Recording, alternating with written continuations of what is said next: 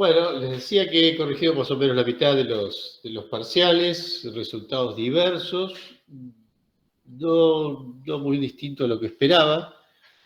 Ya les venía avisando a varios que estaban retrasados y bueno, eso obviamente trae consecuencias. Saben que en las materias del área matemática, muy especialmente en estas materias, estar al día es crucial, absolutamente crucial. Yo entiendo todas las situaciones personales, entiendo el momento que vivimos, la vuelta a la presencialidad, en fin, todas las situaciones personales que han pasado a muchos y que le hace imposibilitado por ahí seguir como se debe la materia. Entiendo todo, pero la verdad es que eso trae consecuencias. Entonces, cuando uno no hace los ejercicios, cuando no consulta las dudas, cuando se van acumulando estas cuestiones, en algún momento explota y ese momento suele ser el parcial.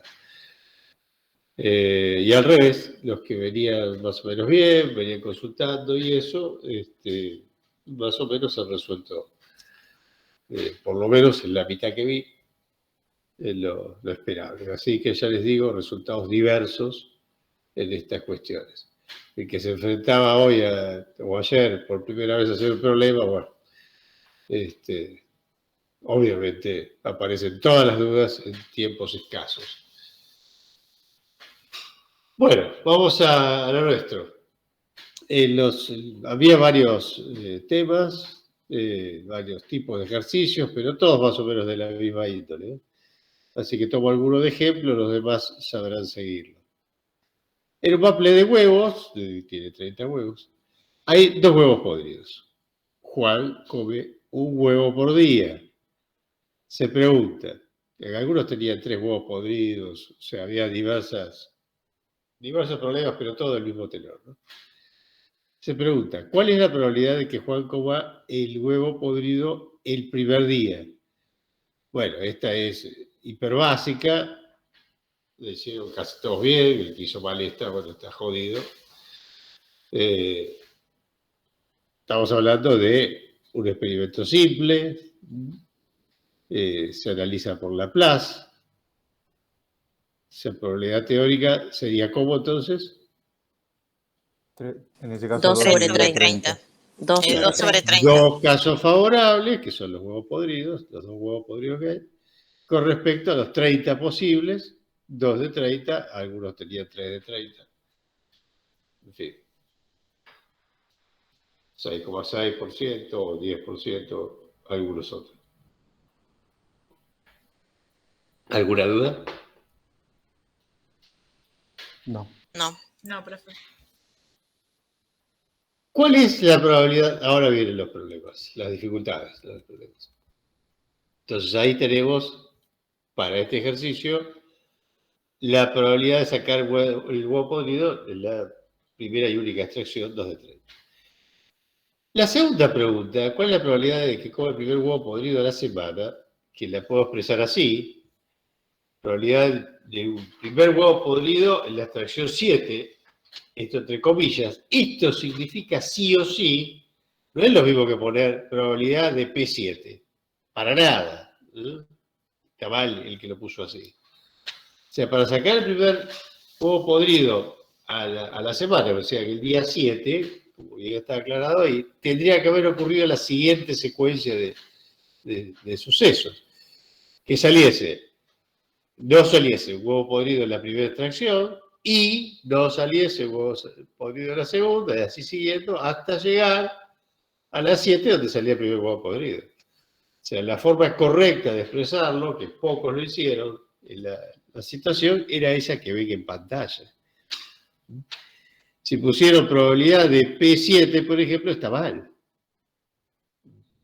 Porque eso, de hecho, es una probabilidad muy, muy complicada de sacar. No estoy analizando la probabilidad de sacar huevo podrido en la extracción 7, porque eso implicaría muchas situaciones diversas y de hecho es una probabilidad muy compleja de calcular. ¿Me siguen?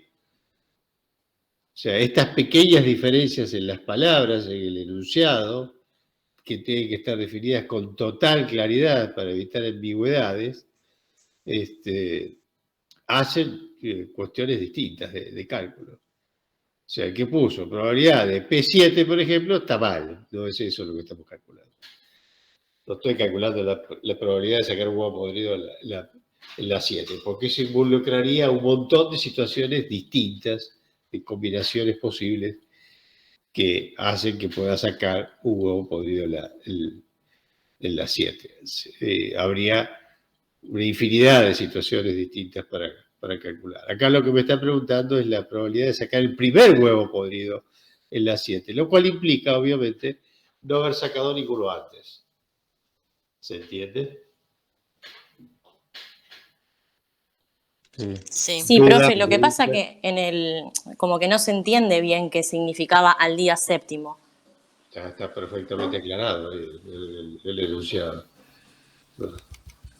Porque dice el primer huevo podrido de la semana. Sí, yo incluso les agregué que el enunciado que tienen ustedes en los problemas, 7 días, le puse como para que quede claro que ese que es 7, porque alguno no se confunde y me ponga que al 8 sacan la primera. Entonces, por eso les agregué ahí en el enunciado que ustedes tienen, no en este, pero que ustedes tienen sí, 7 días. Les puse lo mismo que abajo, 7 días. Para que quede claro que el primer huevo podrido, por si alguno tenía dudas, ocurría, o esa extracción ocurría en el día 7. O sea, está perfectamente claro el enunciado. De todas formas, si alguno me puso que el primer huevo podrido aparecía en la 8, se lo considere mal, pero no tan mal. O sea, hay pequeñas diferencias que tienen que ver con un manejo conceptual del tema, pero una no interpretación del texto. Y hay otras que pasan por la no interpretación del texto directamente. O sea, no hacen ni una ni otra. Pero bueno, como sea, la cuestión es esta. ¿Ven todos con claridad esto? ¿Hay alguna duda al respecto? No. No. Que lo único posible a calcular es esto que está en pantalla. Que esto no es lo mismo que la probabilidad de sacar un huevo podrido el séptimo día. Tiene que ocurrir sí o sí esta secuencia para referir a lo que estamos hablando. O sea, esta es la secuencia de cálculos. Si esto lo manejamos como espacios muestrales modificados por la extracción anterior, es muy fácil ver esto como sucesos probabilísticamente independientes. Entonces, si la probabilidad de no sacar huevo podrido en la primera extracción es muy fácil de calcular. ¿Cómo sería?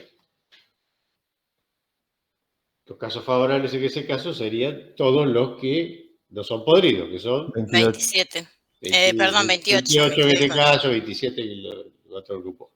Con respecto a los 30. ¿Le siguen? Sí. Obviamente, si lo quiero tomar como sucesos independientes, basta con considerar que en la segunda extracción me quedaron 27 huevos no podridos, en este caso, con respecto a 29 totales. Entonces, como estos sucesos son probabilísticamente independientes en ese caso, voy a multiplicar las probabilidades. Entonces acá arranco por 28 dividido 30 por 27 dividido 29. Hicimos problemas de este estilo, por ejemplo, cuando el de las cartas era el mismo que este, de hecho, el mismo tipo de problema. Varios problemas de este estilo. Entonces, bueno, ahí tengo la secuencia, pensados como sucesos probabilísticamente independientes, ya sobre espacios muestrales modificados, siempre considerando las cartas que me van quedando. Y en el día 7, cuando aparece el primer huevo podrido, voy a tener 2 huevos podridos sobre el 24 huevos que me quedan. Probabilidad 5,29. No sé si están bien hechas las cuentas. ¿Están de acuerdo? Sí. Sí. Bien. Bueno, lo mismo, es análogo, lo que ocurre si no saco ningún huevo podrido. ¿Qué es lo único que cambia? Es que la extracción 7, Es me quedan 22 huevos que no son podridos. sobre 24. Sobre 24 en total. Tengo en ese caso un 58% de probabilidad. Reitero, no sé si están bien hechas las cuentas. ¿Alguna duda? No, profe.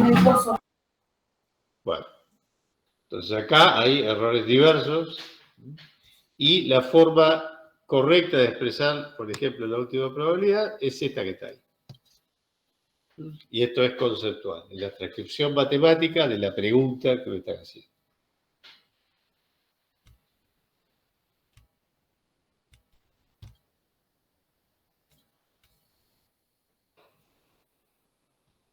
Bueno, a ver, miren el enunciado que está ahí. Si lo entendieron, este es un problema parecido pero distinto, ¿eh? La pregunta B, en ese caso, hay 3 huevos podridos en 30. ¿Cuál es la probabilidad de que coman huevos podridos durante los primeros 3 días? Piensen un cachito, todavía no digan nada. Ahora les pregunto y me dicen. Tengo 3 huevos podridos en 30. Juan come huevo por día. ¿Cuál es la probabilidad de que coma huevos podridos durante los 3 primeros días? El 10%. Ahora sí, los escucho. ¿Qué cuenta tengo que hacer? 3 sobre 30. Eso de 30. Claro. La pregunta B estoy respondiendo.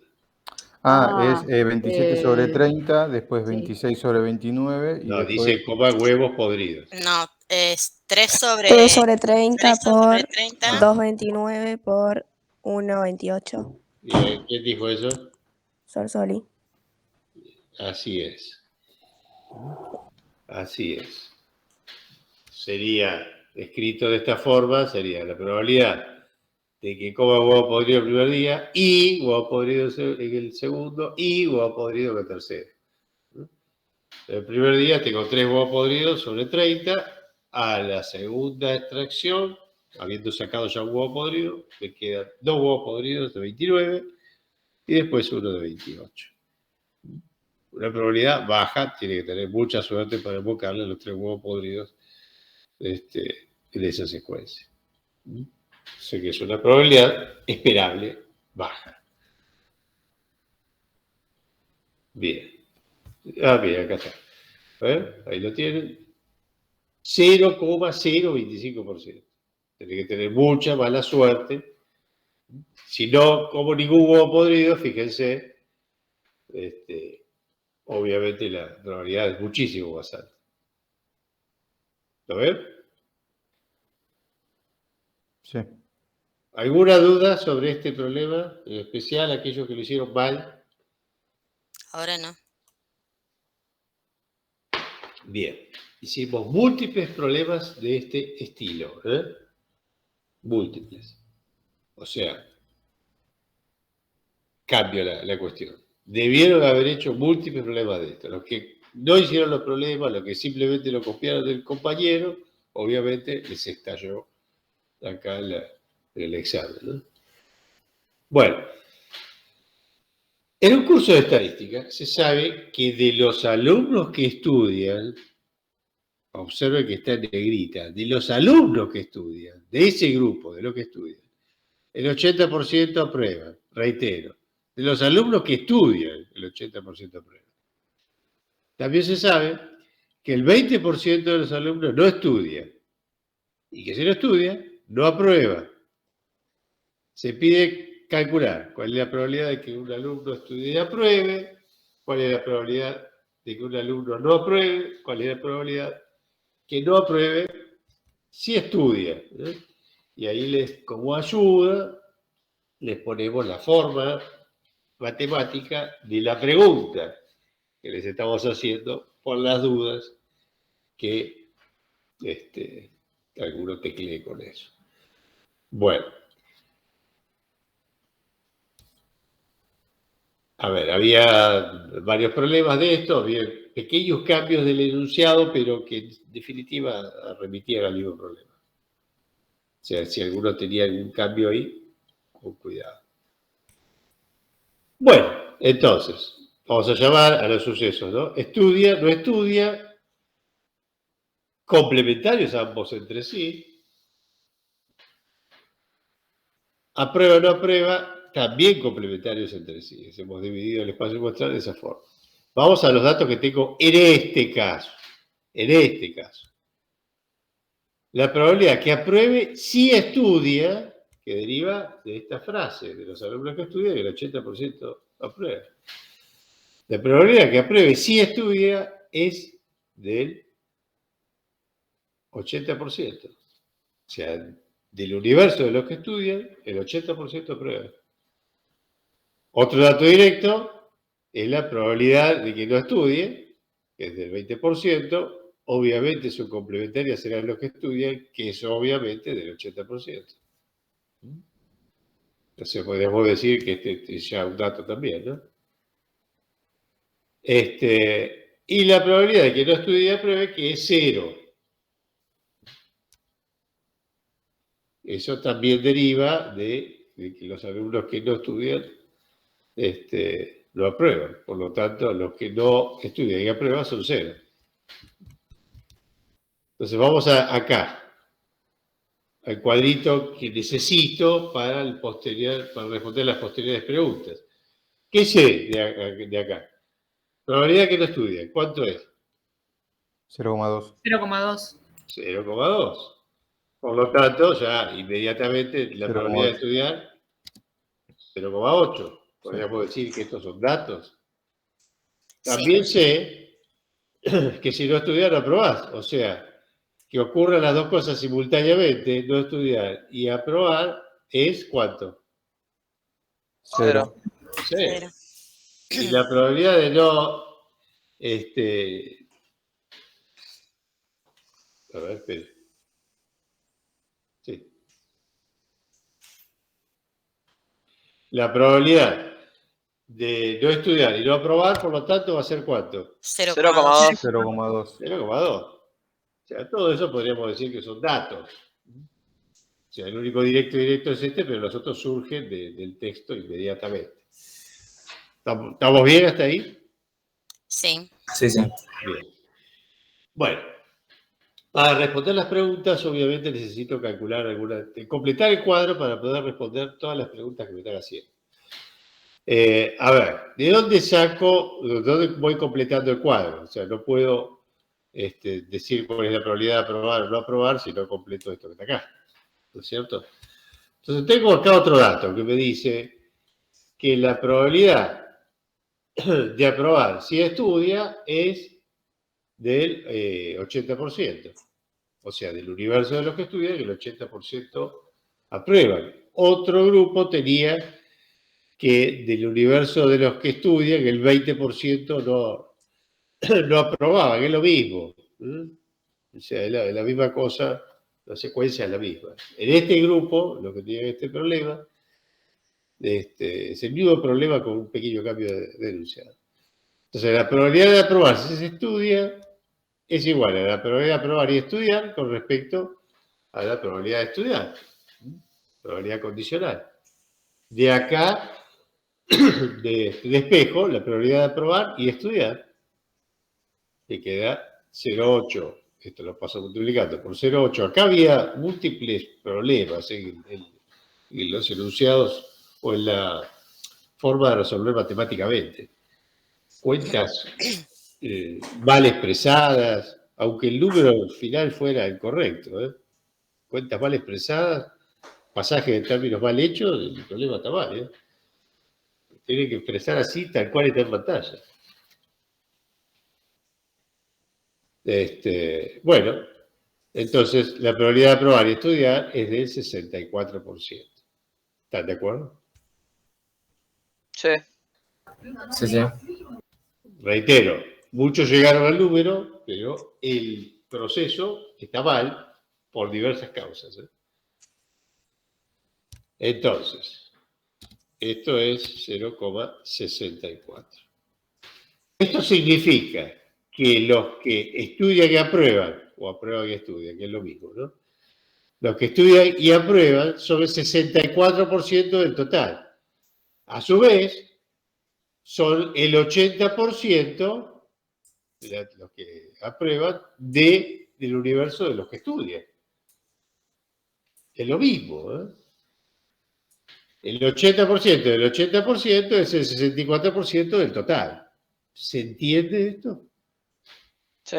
Sí, profe. Bueno, muchos errores en esto. Bueno, de acá los que estudian y no aprueban sale por diferencia. ¿Cuánto va a ser? 0,16. 0,16. 0,16. Obviamente, ¿por qué? Porque si estos son el 80% del total y acá tenía 64, me faltan 16. Y bueno, a partir de ahí ya puedo completar todo el cuadro. ¿Cuál es la probabilidad de aprobar? 0,64. 0,64. ¿Y la probabilidad de no aprobar? 0,36. 0,36. 0,36. Obviamente, en este caso, los que aprueban está constituido solamente por parte de los que estudian. No todos los que estudian aprueban, ¿eh? Pero obviamente todos los que aprueban han estudiado. ¿Se ve? Acá, entre los que no aprueban, hay un grupo compuesto por los que no estudian y otro grupo compuesto por los que estudian. Esto es más o menos lo que pasa en la vida real. Bueno, más allá de que las proporciones por ahí no sean esas. Hay cuestiones acá que tienen que ver con la facilidad de cada uno, etcétera, etcétera. Pero bueno, en este grupo se dio eso. ¿Alguna duda con esto? No. Bueno. Algunos llegaban mágicamente a los números, no explicaban de dónde lo sacaron. Bueno, ahí no me hago cargo. Si no explican, obviamente no puedo considerarlo bien. Bueno, y por último vamos a responder a las preguntas. ¿Las preguntas cuáles eran? ¿Cuál es la probabilidad que un alumno estudie y apruebe? Bueno, esa ya está contestada acá por el cuadrito. Estudie y apruebe, 64%. La otra, la probabilidad de que no apruebe, también contestada del cuadrito, 36%. ¿Y cuál es la probabilidad que no apruebe si estudia? No apruebe si estudia.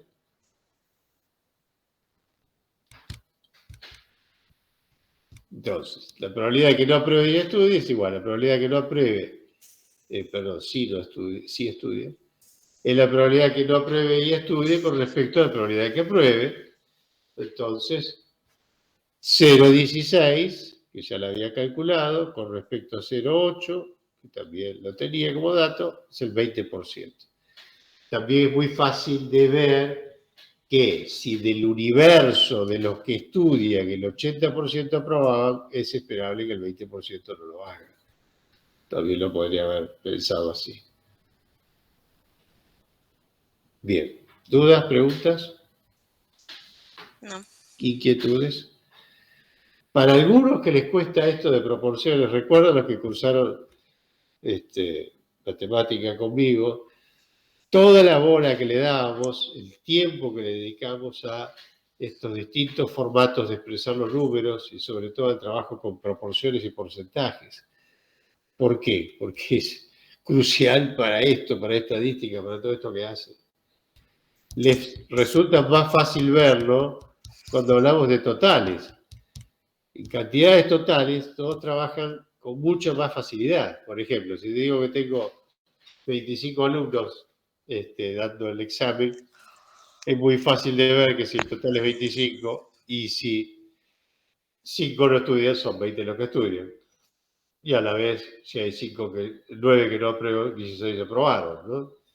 Y si el 80% de estos 20 son los que estudian, esto es 16, y el otro 20%, los que no estudian, los que no aprueban, perdón, de los que estudian, es el 4%, son 4. Y acá lo mismo, o sea, números así, redonditos, resulta más fácil. En proporciones, esto es en probabilidad, frecuencia relativa, les cuesta más. Pero bueno, las probabilidades bien dadas así. Acá no hablamos de números absolutos, sino proporciones con respecto al total. La totalidad es una, y esta es la forma en que dividimos esa totalidad. Bueno, dudas, preguntas, inquietudes. Reitero que hay varios que pusieron los números bien, pero no expresan bien cómo lo sacaron. Los que ya Profe, lo una subieron. pregunta. A mí me pasó al revés. Puse los números mal en el cuadrito, pero las cuentas las hice todo bien. Claro. Pero no es lo más frecuente. Lo más frecuente es que esto que les acabo de decir. Mágicamente llegan al número, pero no expresan cómo lo sacan. Bueno, ¿alguna consulta? No, profe. Bien. A ver. Ya que ustedes lo hablan. Juliana, Sí, acá estoy. ¿cómo te fue en ese? No, mal. ¿Entendiste? Sí, sí. No, mi problema fue otro igual. Bueno. A ver, otro. María Victoria Suárez. ¿Estás ahí? Si escribe, por favor, dígame. María Victoria.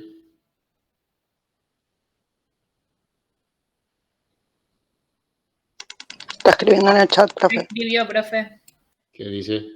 que quedó claro. Bueno. Sí, profe, ¿me escucha? Sí. Perdón, sí, quedó claro. Gracias. Bueno, otros problemas que se han dado en la cursada, en este cuatrimestre explotaron muchos de estos problemas, tienen que ver con muchos, o no sé si muchos, pero unos cuantos de ustedes que han estado escuchando clases en medio de un trabajo, viajando en colectivo, bueno, son circunstancias de vida, pero obviamente temas complejos como estos requieren que uno se siente tranquilo, en un lugar sereno, concentrado. Son temas que no se pueden escuchar de esta forma. Y sobre todo si les cuesta, que es el caso de la gran mayoría, porque reitero, son temas ajenos a lo cotidiano. Bueno, a ver.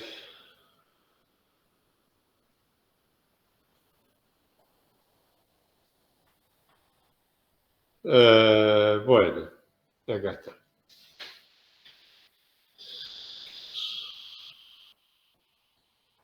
Bueno, el último, el de variable aleatoria, esperanza matemática, tema de...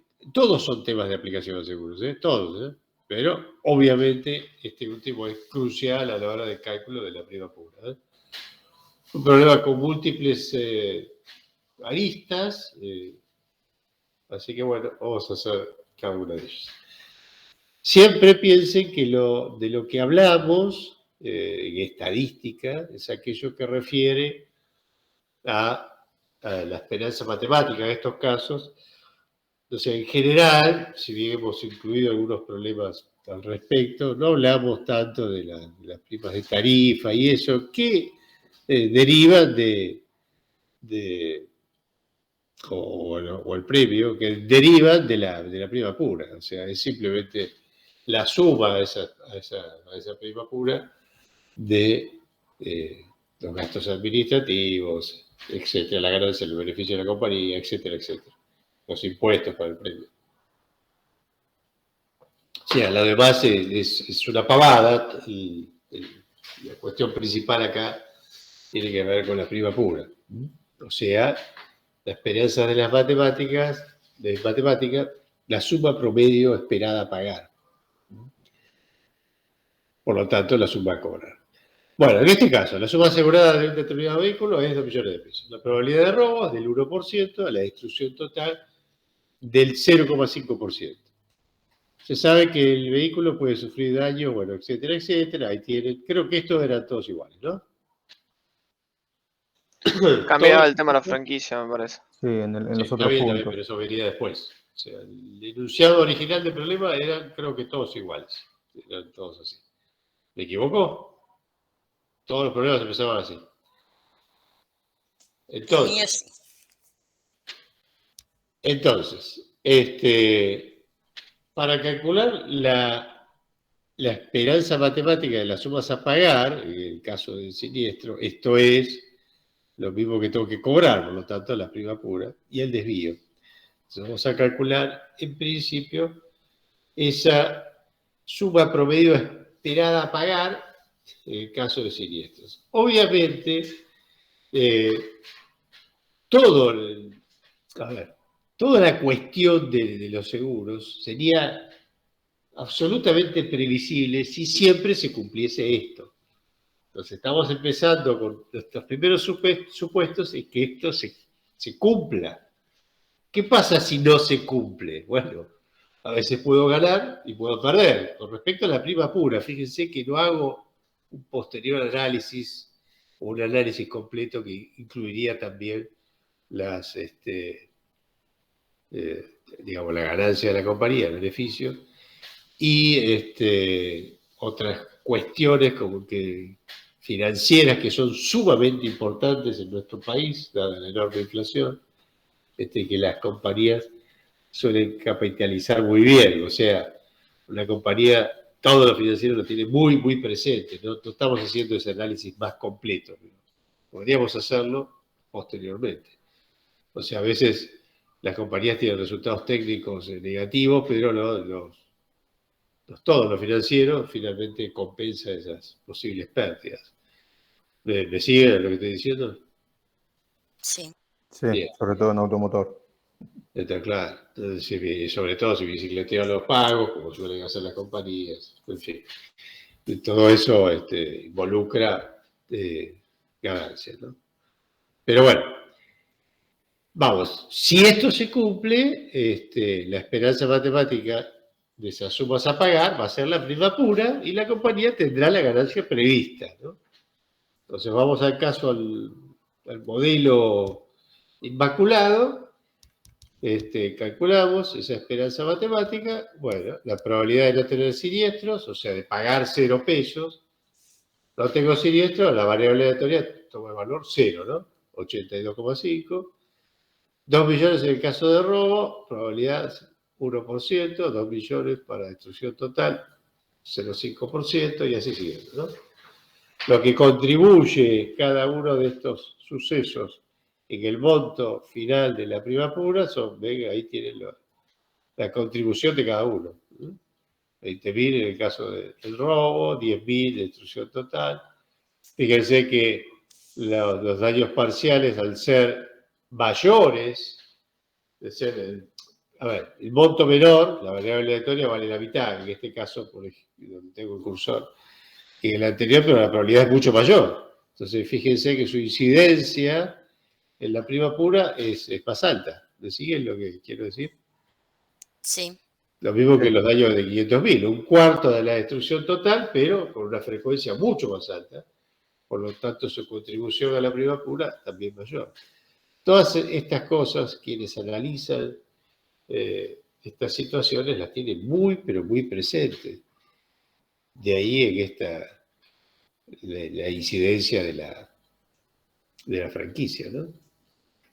Podríamos hablar largo y tendido de por qué en algún momento las compañías empezaron a incluir las franquicias. Sería interesante, a mí se me ocurre como matemático, supongo que los que están en el tema deberían haberlo hecho, que les hicieran algún relato de las circunstancias históricas que llevaron a incluir franquicias en los seguros, ¿no? ¿Algún profesor supongo que ha hablado alguna vez de esto? ¿O no? No sé. ¿Me equivoco? ¿Nunca les hablaron de cómo se empezaron a incluir franquicias? No, profe, Yo pero recuerdo. las franquicias se agregan para no pagar las cosas chiquitas y que la compañía no pierda plata. O sea, en el ámbito de seguros, ¿no? No sé si es Fíjense, histórico acá se así. ve en este análisis que vamos a hacer de un ratito, cómo impacta esto de las franquicias en aquellos siniestros más frecuentes, en el pago de esos siniestros. Incluso a los más chiquitos puede llegar a desaparecer directamente el pago. Si no llegas al monto de la franquicia, ni siquiera te te presentás. Eso ocurre todo el tiempo. Pero bueno. Se supone, profe, que también la franquicia, la función que cumple es como para que el asegurado tome conciencia y no vaya haciendo desmadres por todos lados, ¿no? Es por eso la participación también. Entiendo que lo estamos viendo desde otro lado, pero el fin de la franquicia es ese. Claro, pero, a ver, eso da para un debate. Yo no soy la persona idónea para esto porque no me dedico a seguros, pero a mí se me ocurriría, si estuviese en el ámbito, hacer una charla larga sobre el tema. Me parece un tema muy, muy interesante de por qué se incluyen franquicias. Cosa que para las personas honestas, y me incluyo dentro de ese grupo, es también nefasto, porque realmente no veo por qué no me tenga que pagar un siniestro a mí, que me la pasé la vida pagando seguros sin que nunca el seguro me devolviera nada, por decirlo así. No veo por qué. O sea, claro, podemos hacer un análisis desde el punto de vista del asegurado y de las compañías, y bueno, y ahí veríamos el problema en su conjunto, ¿no? Pero bueno, claramente, más allá de este análisis que me parece sumamente interesante y que deberían hacer en las materias del área, o sea, hacer un relato histórico de la cuestión, de las causas que llevaron a poner la franquicia. Más allá de eso, desde acá, desde lo matemático, se ve rápidamente que la incidencia en la prima pura de los siniestros de montos más chicos es muy, muy importante. Aún mayor que la destrucción total. Eso se ve, ¿no? Acá con claridad. Sí. Bien. Bueno, lo hicieron casi todos bien, o sea, 80.000 de prima pura, sí. El problema inmaculado, por decirlo así. La tasa de prima, en ese caso, es esa prima pura con respecto a la suma asegurada, me da 40 por 1000 expresado por 1000. Esa es la mayoría de los que vi lo hicieron bien. ¿Cuál sería el valor de la prima pura con una franquicia de 50.000? Bueno, creo que también tenía lo mismo. Vamos acá, con descuentos a años parciales, que era lo que le habíamos pedido. Entonces, bueno, los totales, pagamos todo, pero acá la compañía impuso la franquicia, con lo cual al que tenía un siniestro de 1 millón de pesos le vamos a pagar 950.000.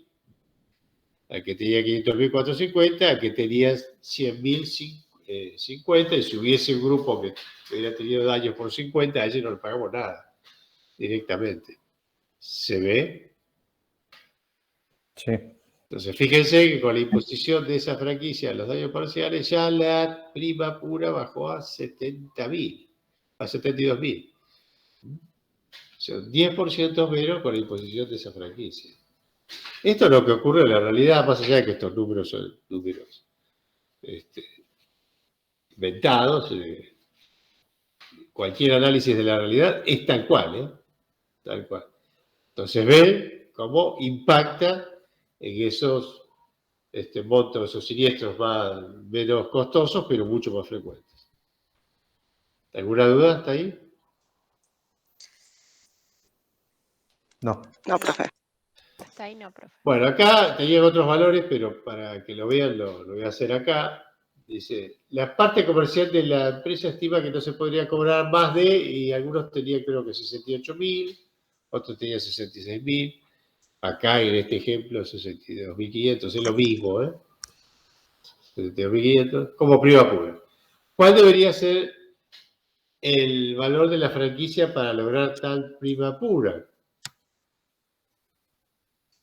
Entonces, esto es también importante, porque esos valores que ustedes hallaron inicialmente, a ver, siempre tiene que haber un correlato entre lo que dice el actuario y lo que comercialmente se puede. O sea, es indudable que nunca, bajo ningún concepto, reitero, otra vez, bajo ningún concepto se debe vulnerar el valor de la prima pura. Nunca. Las compañías que hacen eso están jugando con fuego. Obviamente las compañías no lo van a hacer, pero por otro lado, cobrar valores que me dejan fuera de competencia, tampoco. O sea, tengo ahí márgenes desde un mínimo, que es el valor de la prima pura, hasta un máximo que aquello que es comercialmente viable. ¿Me sigue? Sí. Entonces, si la compañía impuso como monto, por ejemplo, de máximo a cobrar 68.000 pesos, voy a cambiar acá el número en la ecuación, 68.000. ¿Cómo se calcula la prima pura? Bueno, 2 millones por la probabilidad de que ocurra, que es el 1,5%, ya que tengo acá destrucción total y robo, ¿no? ¿Me sigue hasta ahí? Sí. Más 1 millón menos el valor de franquicia que todavía no calculé, todavía no sé. Esto es lo que cobraría, lo que pagaría y cobraría, pagaría. Con una probabilidad del 2%.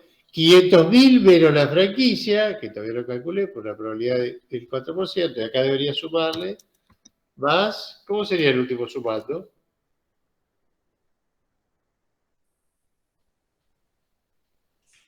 Creo que era 100.000 menos la franquicia y 100.000 por la probabilidad. menos 100.000 qué? menos la franquicia. Menos la franquicia por la probabilidad que era 0,10, creo. 0,1. Creo que era 0,1.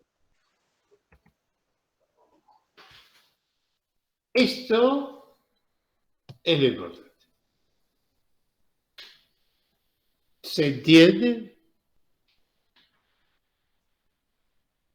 Muchos pifiaron en esto. Es más, uno escribió, no sé, no pude identificar quién fue, una ecuación mal escrita, truncada, por así decirlo, y varios copiaron de eso la misma ecuación mal escrita.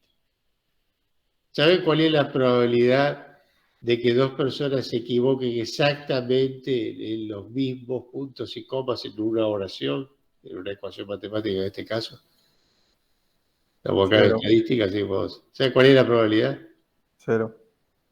0,0000, o sea, tiende a 0. O sea, ¿qué les estoy diciendo con esto? Que hay, supongan, 5 situaciones de este estilo, bueno, hubo uno que se equivocó y 4 que copiaron a ese uno que se equivocó. Profesor, yo no sabía cómo hacerlo y lo hice cambiando las cifras en el Excel. Bueno, eso se llama tanteos. O sea, obviamente yo puedo tantear con las sumas a pagar, con el monto de la franquicia, hasta lograr equilibrar la cuestión, pero a ver, ustedes ya saben pensar matemáticamente. Es que después, tipo 10 de la noche, recién ahí me di cuenta cómo era el cálculo, o sea, acá, esto que tengo ahí, claramente es una ecuación de primer grado con una sola incógnita. ¿Cuál es la incógnita? La franquicia. Sí, a mí también me presentó al principio. Me enrosqué bastante con ese. Entonces ahí lo único que tengo que despejar es la franquicia. Esto es una ecuación larga, pero tampoco nada difícil. Fíjense, tengo 2 millones por 0,15 es un número. Acá tengo 1 millón por 0,02, propiedad distributiva, me queda 20.000, menos 0,2F. Acá, en este otro término, tengo 500.000 por 0,04, 20.000, menos 0,04F. Y acá tengo 100.000 por 0,10, que es 10.000, menos 0,10F. Sumo todas las F, tengo 0,10, 0,14, 0,16, si mal lo estoy haciendo la cuenta, 0,16F, ¿puede ser? Los que le hicieron, no sé si me comí algo acá. en el que era de 66.000 era 0,16. 0,16F, en todos es igual, ¿eh? Bueno, Lo único que 0,16. cambia es que en vez de 66, en vez de 68, es 66. Y después, bueno, tendré las sumas de todos los montos en pesos, que era 80.000, porque sería el mismo cálculo que la franquicia. O sea, tengo acá, estoy haciendo esta ecuación mentalmente, ¿eh? Voy a tener 80.000 menos 68.000 dividido 0,16, y eso les da 12.000 dividido 0,16, ¿cuánto da? ¿Los que lo hicieron? ¿Cuánto le hicieron punto a la franquicia? 75.000. 75, profe. Claro. 12.000 dividido 0,16, 75.000 pesos de franquicia. ¿Lo corroboran? ¿Cómo lo corroboran? Bueno, haciendo las cuentas en la misma tabla, poniendo ahora que acá en vez de poner 1 millón de pesos, voy a pagar ¿cuánto? Si le saco 75.000.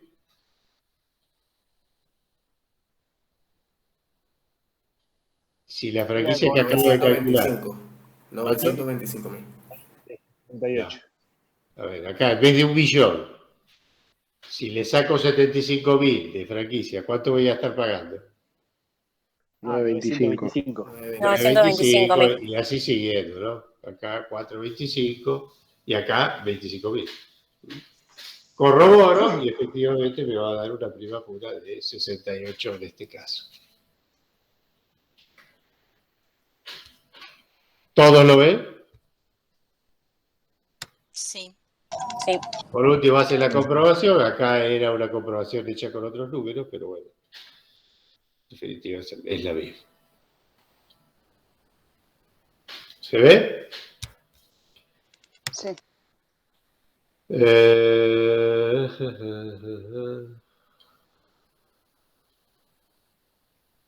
¿Cuál era la última pregunta? A ver.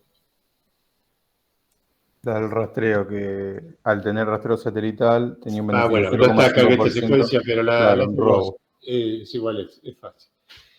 A ver, todas las compañías sueñan, vamos acá al inicio.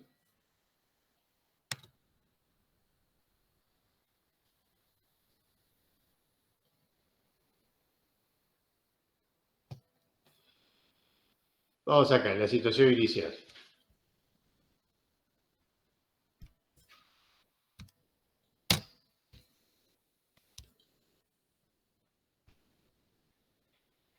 A ver, esta es la situación inicial. Si yo fuera un analista de la compañía y quiero bajar la prima pura, ¿cuáles son las estrategias para bajar esos valores de prima? Bueno, podríamos pensar dos cosas. O pago menos, que es lo que hacemos con la franquicia, pago menos. Los daños parciales se pagan menos que antes. Una de las estrategias. Una reducción de riesgo. ¿Me sigue? Sí. Sí. ¿Y cuál sería la otra estrategia? Una reducción de riesgo, como pasa con Que el la gente no interés, tenga ¿no? siniestro. Entonces, fantástico eso. La gente no le pasa nada, no choca, no le roba, no nada, y listo. Entonces la prima baja, obvio. Otra estrategia que obviamente no podemos calcular acá es bajar el fraude, ¿no? Si bajo el fraude, por eso las compañías siempre tienen algún departamento que se ocupa al respecto, y que busca gente de las maneras a veces muy ingeniosas para buscar el fraude. O sea, hay indicadores, que son los que se dedican a fraude.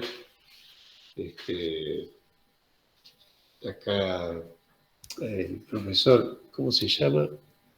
Los que se dedican a fraude de acá, ahí no me sale el apellido. El profesor que se dedica a estas cuestiones. ¿Quién? ¿Arancho?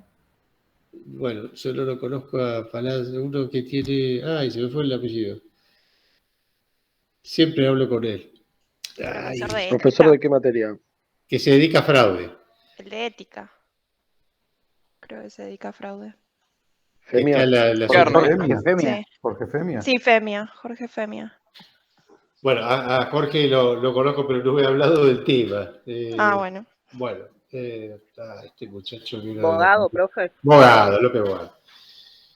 Liquidador. Y bueno, él se dedica, trabaja en las compañías a fraude, a veces hablamos de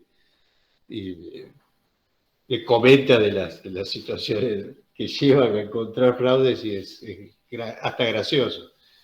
Y bueno, entonces van buscando indicadores de fraude, ¿no? Los van buscando.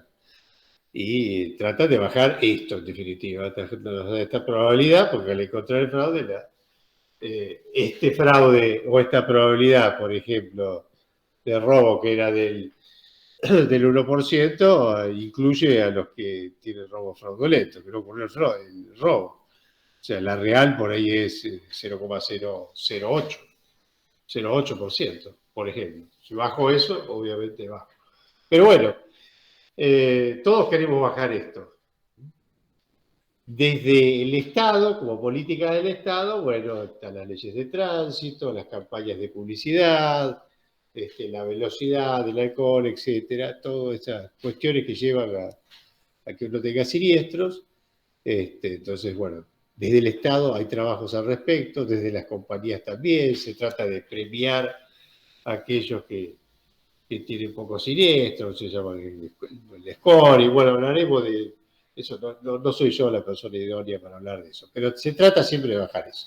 Acá hemos puesto un pequeño ejemplo, burdo si se quiere, pero para que se vea la cuestión, que tiene que ver con el robo, ¿no? Entonces, suponemos que con los equipos de monitoreo, la incidencia del robo baja. ¿Por qué? Porque en el caso de producirse, podemos encontrar el vehículo. No siempre, debo decirlo, ¿no? Porque hay inhibidores de señal que hacen que no siempre lo encuentren. Pero una cosa frecuente en los robos organizados, es que se roben el vehículo, que lo dejen estacionado por ahí un tiempo. ¿Por qué? Para ver si tiene estos equipos de monitoreo, y que después venga otra persona, otro ladrón, a llevarse el vehículo para su desguace, o para lo que sea, si es que no tiene monitoreo. Pero si tiene monitoreo, se lo recupera. Entonces, a ver, esta compañía propuso ponerle el equipo de monitoreo aún a su costo para bajar la incidencia del robo. Si en esta situación ideal el robo baja a la mitad, entonces, ¿qué pasaría en ese caso? Bueno, no lo tengo calculado acá, pero lo hacemos desde acá. ¿Qué pasaría ahí? Bueno, ahí baja la prima pura, por ejemplo, en comparación de la Pero baja ¿por qué? Está bien, sí. ¿Qué es lo que cambia? Porque baja la Porque hay probabilidad. Con el 0,5. Sí, como lo hacíamos desde acá, con los daños, con la franquicia. Entonces baja esto. Entonces esto, en vez de 0,01, va a ser 0,005. Y esto, en vez de 20.000, va a ser 10.000. ¿Estás de acuerdo? Correcto. Sí. En ese caso, la prima pura me daría 62.000. O sea, fíjense, le bajé 10.000 pesos al haber bajado la probabilidad de robo. Entonces, estos son 62.000. Si querés, cambio el número ahí para que lo vean. 0,05 y ahí tengo 10. Acá voy a tener 62. O sea, la prima pura me daría 62.000 con el monitoreo, por el simple hecho de haber puesto el monitoreo. ¿Por qué? Porque bajé la incidencia de robo, porque se producirían los mismos robos, pero la mitad de los vehículos los recupero. Vehículos que antes no recuperaba. Así que fíjense, ahí ya tengo 62.000 de prima pura. Si la prima pura que estoy cobrando era de la que me propone la parte comercial, 68, 66 en otros casos, habré ganado, habré embolsado la diferencia. ¿Me siguen? Sí. O sea, si yo tengo que cobrar 62 y estoy cobrando 66 o 68, he ganado ya en términos de prima pura 6.000 pesos o 4.000 pesos según el caso, por el solo hecho de haber puesto el equipo. Si a eso le resto, suponiendo que este equipo lo pone la compañía, el costo del monitoreo, bueno, ahí era el costo de 1.500 pesos, a esos 4 o 6.000 pesos que me he embolsado de VAS, por decirlo así, le tengo que restar los 1.500 del costo del equipo, del monitoreo. ¿Están de acuerdo? Sí, Sí. ¿Todos ven la cuestión? sí. Sí. ¿Seguro? Era una pavada, pero bueno, en el momento no me salió y hice todo mal. Bueno, entonces acá hemos puesto desde la estadística, humildemente, en pantalla, todas las cuestiones que tienen que ver con el negocio del seguro. Ya les digo, hay personas más idóneas, especialistas. Yo estoy haciendo el análisis científico de la cosa, el planteo inicial de la cosa. Obviamente, el problema tiene muchas aristas que tienen que ver con la experiencia de las compañías al respecto. Pero todas las compañías, ¿qué quieren hacer? ¿Pagar menos o que se produzca menos siniestros? Esa es toda la cuestión. La única manera de reducir esa prima pura pasa por ahí. ¿Pago menos? ¿Pago menos cómo? Con franquicias, con exclusiones de la cobertura, con la vuelta que le quieran encontrar, de una manera incluso a veces financiera, bicicleteo el pago, estoy pagando menos. O sea, pago menos. La otra es bajo la probabilidad de ocurrencia de los siniestros. ¿Cómo hago eso? Y bueno, excluyo a aquellos que tienen muchos siniestros, premio a aquellos que tienen pocos siniestros, qué sé yo. Todas políticas que conducen a estas dos cuestiones. ¿Me sigue? Sí. Desde esta simple tablita que ven acá, ven cómo de una u otra forma se impacta en la prima pura. Bueno, listo, ya estamos sobre la hora. No sé si quedó alguna consulta, creo que fue bastante claro con la puesta en común. No sé qué opinan ustedes. No, yo por mi parte no tengo dudas. Bueno. Profe, ¿esto hay que subirlo a algún lado o Sí, mandártelo? a eso iba. Abran las cámaras, por favor.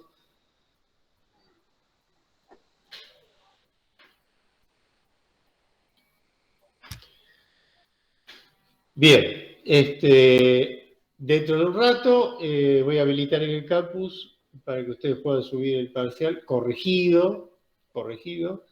Van a seguir recibiendo las devoluciones del parcial, más o menos la mitad ya la tienen. Si tienen alguna consulta, los que reciben las correcciones y después de esta puesta en común, imagino que no son muchas las consultas, pero creo que quedó claro, pero por las dudas, las pueden hacer. Cuando reciban la devolución, hacen todas las preguntas que crean que les surjan. Mientras tanto, tienen que subir el parcial y una vez que yo termino de corregir, las notas siempre las pongo cuando termino de corregir todos los parciales, porque si no, tengo, ahí hay un sesgo en mi ánimo que pueda llevar en algún momento a no ser justo. Bueno, entonces, con la mirada